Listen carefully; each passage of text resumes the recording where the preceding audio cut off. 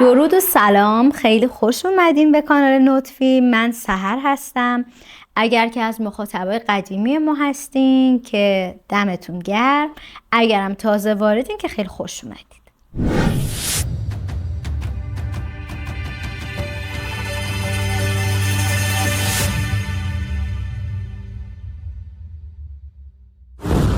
امروز این ویدیویی که میخوام پر کنم درجه ریسکش بالاست. چرا؟ اول به خاطر اینکه بعد از علاقه‌مندی به کار بازیگری خیلی مبحث خودشناسی، انسانشناسی، روانشناسی رو دوست داشتم. الان اصلا من نمیخوام تخصصی صحبت کنم، حمله اینا نشه وقتی که حالا بگن دیگه از هر دری حرف زدن دیگه اینقدر چیز شدن خودشون دکتر فرض کرد. اصلا حقیقتش دلم سالهاست میخواد که یه برنامه‌ای داشته باشم خیلی خودمونی راجع به تجربه هامون با هم حرف بزنیم. تجربه هایی که بیشتر حالا خانوم ها داشتن، دخترها داشتن، شاید کارمون به آقایون هم گیر کرد. خدا رو چه دیدی. شوخی میکنم، من دوستای خیلی خوبی دارم که در این کانال نطفیم از آقایون هستن و همراه قدیمی ما. اما چیزایی که میخوام راجع بهش صحبت کنیم راجع به تجربه های شخصی مونه.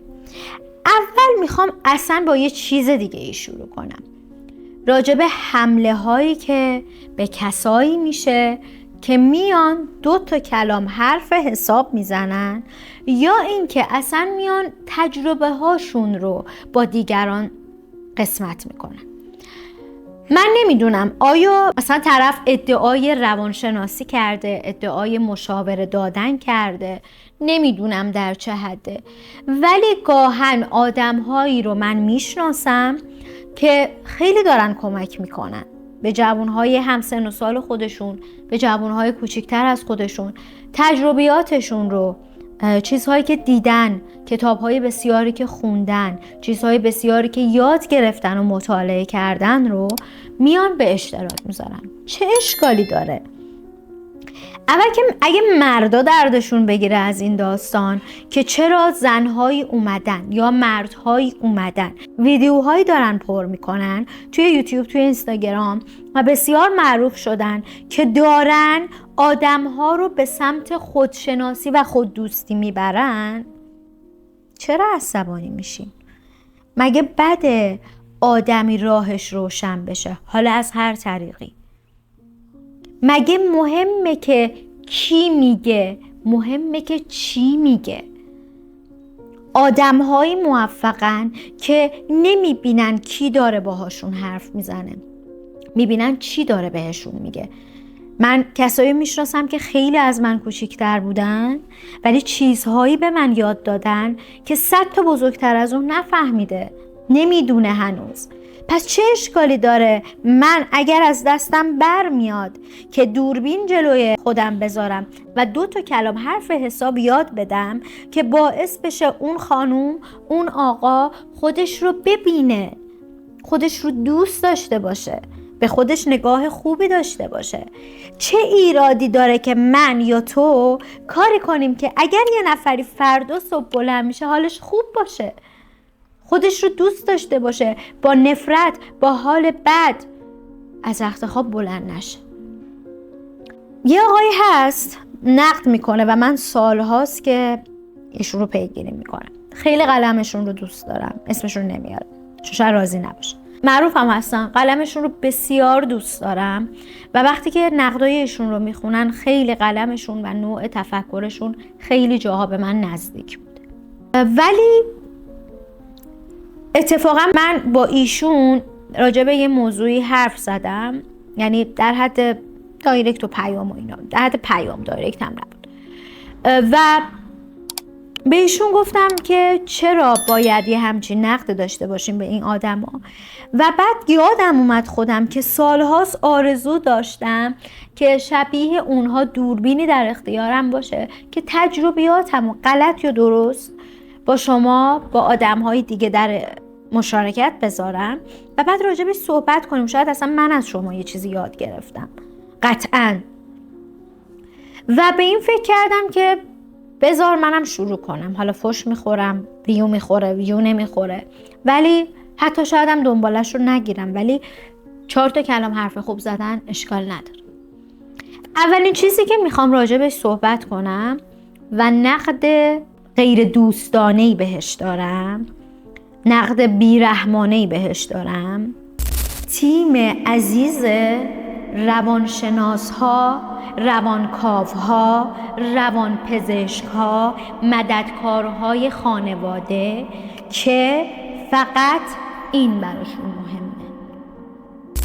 در این سالهای غربت زمانی بوده که به قدری حالم خوب نبوده که فقط دلم میخواسته که با یکی صحبت کنم، بنا به هر دلیلی. همه ما توی زندگیمون مشکلات زیادی داریم، سلامتی، ازدواج، رابطه هاست، مهاجرت، هر چیزی، و هر کسی به سهم خودش به اندازه توان تحملش داره با مسائل و مشکلات خودش میجنگه. حالا شما فرض کن اصلا یه آدمی داخل ایران یا خارج از ایران توانایی مالی اونقدری نداره که بخواد هزینه های جلسه های یه جلسه هم که ختم نمیشه که داستان.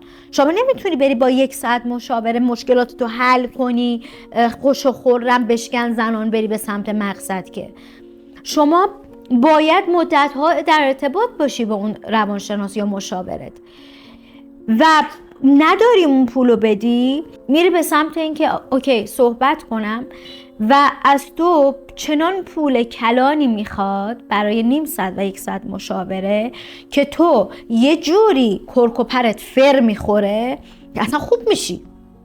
میفهمی آدم‌های بدتر از تو هم هستن، میفهمی مشکلی بزرگتر از مشکل تو هم هست، مشکل آدم‌هایی که اسمشون پزشکه، درس خوندن ولی یادشون میره که هدفشون، آرمان حقیقیشون چی بوده. اوکی ما درس خوندیم، یعنی حرفشون هم اینه که میگن ما سالها درس خوندیم، زحمت کشیدیم، نمیایم مفت و مجانی صندلی رو بذاریم و بشینیم جلوش حرف بزنیم که اوکی مجانی این کارو نکن، ولی یادت هم نره تو پزشک. ببین من میدونی مشکلم با این گروه آدما چیه؟ اینا یادشون میره پزشکن، خیلی هاشون. مثلا ما دکتری رو داریم که خیلی پزشک مشهوریه ولی حاضره برای نجات جون یه بیمار یک جراحی بکنه، یک بیماری رو معاینه کنه که جونش رو نجات بده. تو اون زمینه هم پزشکای دست به کیسه های محکم داریم ما. ولی من الان روی صحبتم با درد و رنجی هست که انقدر زیاده، انقدر فراگیره و بهش هم متاسفانه با توجه به فرهنگ سازی غلط یا اینکه هنوز فرهنگ سازی نشده به عنوان یک بیماری و رنج بزرگ نگاه نمیشه. یعنی اگر که ما مدت‌های مدیدی سردرد داشته باشیم قطعاً میریم دنبال دوا و درمانش به هر شکلی که هست، ولی اگر مدت‌های زیادی رنج، قصه، غم، اندوه اینجامون گیر کرده باشه نمیریم که ببینیم چمونه و درمانش کنیم، میگیم خوب میشه. اطرافیانت هم نمیفهمنت، اطرافیانت هم میگن سوسول بازی ها چیه، این مسخره بازی ها چیه. خیلی از نسل گذشته میشونن جلوت میگن ما لباس خواهر برادرامون رو میپوشیدیم، ما فلانجا نمیدونم دفتر 100 برگ میگرفتیم 100 تا مشقامون رو توش مینوشتیم، الان برا تو کیف فلان، میدونم لباس فلان. آخه درد که اینا نیست. دردهای روحی، رنجهای روحی، دردهای روانی چنان ضربه هایی به ما میزنه که تک تک اعضا و جوارح بیرونی و داخلی یک آدم درگیرش میشن. بعد میبینی یه رنج روحی تبدیل شده به 100 تا درد جسمی کنارش، اون رنج روحی هم بدتر، و الان باید بری همه رو با هم درمان کنی، اصلا باید بری دنبال درمان سرطان. و این ناراحت کننده است که اون پزشک ها فراموش میکنن که پزشکن و پولهای کلان میخوان، بعد وقتی کار به اینجا میرسه که مردم، جوانها از درد نداشتن پول دوره درمانشون و پولهای گزافی که باید به این روانشناسهای محترمه بدن، مجبور میشن برن سراغ گوشیاشون در فضای مجازی به اینستاگرام و یوتیوب رو بیارن و بشینن پای صحبت‌های آدم‌هایی که دوربین گذاشتن جلوشون و مجانی و رایگان بهشون مشاوره میدن. اگر که امروز شیما کاتوزیان طرفداراش، من نمیدونم اسمشم درست دارم میگم یا نه چون خودم طرفدارش نیستم، طرفداراش از شما خانم روانشناس فلان فلان بیشتره و بیشتر قبولش دارن و دوستش دارن و مرید و مرشده، یعنی مریدهایی داره و خودش مرشده، اگر که آنیا نامی طرفدارهایی داره که بهش میگن مامی، من ایرادی به اونا نمیگیرم، دمشونم گرم، دمشون گرم که ویدیو رو گذاشته، رایگان در اختیار طرف قرار داده، خرجش یه اینترنت، خرید یک بسته است. حالا من با اون کسی که داره تبلیغات میده به اون خانوم یا آقایون هم همینجور، من آقایون هم دارم که اسمشون رو یادم نمیاد، من کاری به اونم که تبلیغات دارن میدن و دارن پولای کلان میگیرن که این زالوها بیان به مرد. بله زالو تویی عزیز من، زالو تویی، نجاتم بده عزیزم، 2-3 ماه دیگه خانم دکتر میتونم ببیننتون ساعتی 150 یورو. همه قدرت این که برن فوق تخصص و دکترای روانشناسی روانپزشکی نمیدونم چی ندارن بگیرن. کیه آقای فلان خانم فلان ندارن.